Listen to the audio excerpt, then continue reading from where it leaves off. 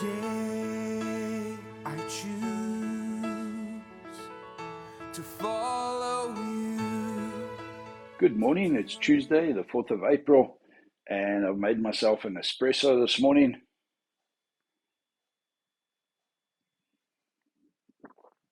Awesome crema in that as well, but nice and strong. If you have your Bibles, turn to 1 Corinthians 16, verses 13 and 14. Two very interesting scriptures that go together, and I just want to draw a very quick thought out of them for you this morning. Paul's coming to the end of his letter to the Corinthian church, and it's a controversial letter. He's had to reprimand them, he's had to take them on, he's had to defend himself and his title before them. He's had to deal with a whole range of issues that they're facing within the church. And he comes to the end and he says in verse 13, be on the alert, stand firm in the faith, act like men, be strong.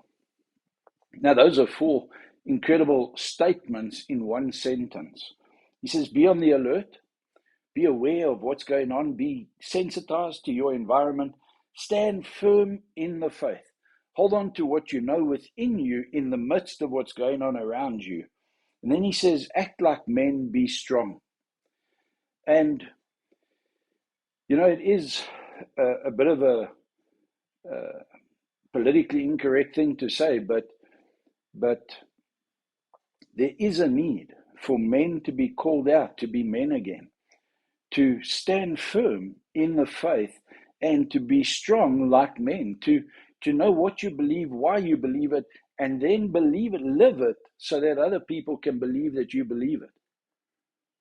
So many people today, especially amongst the men, don't stand up for anything anymore. And if they do, then it's as soon as you push on them a little bit, they crumble and back down. Be on the alert. Be aware of what's going on around you. Stand firm in the faith. Grab what's going on inside you, because that's where your security, that's where your stability, that's where everything comes from. And then act like men, be strong. And then it says an interesting thing, verse 14. I want to tie this and then we're done. Let all that you do be done in love. Now, at first that sounds like a contradiction, but my friends, it takes a man to love.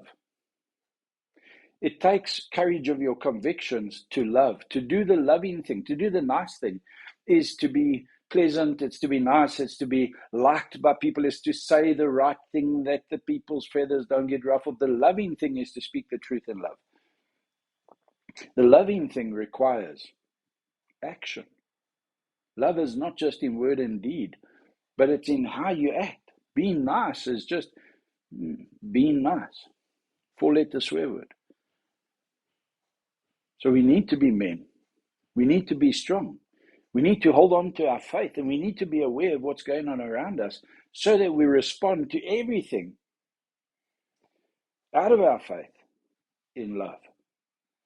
And that's 'n tall order.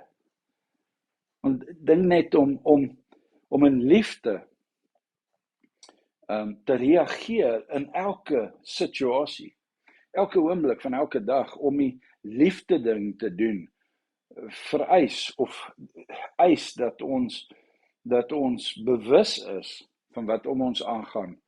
Ons is gegrond, gegiet in ons geloof. En daaruit kan ons dan met liefde optree. Want liefde baie keer word misverstaan. Mense verstaan nie liefde nie. Hulle verwaar dit en misinterpreteer dit baie keer. En dan voel ons het onsself oopgemaak, ons het onsself blootgestel deur die liefde wat ons betoon. So, it's not a wishy-washy weak thing to do everything that you do in love. It actually takes a man.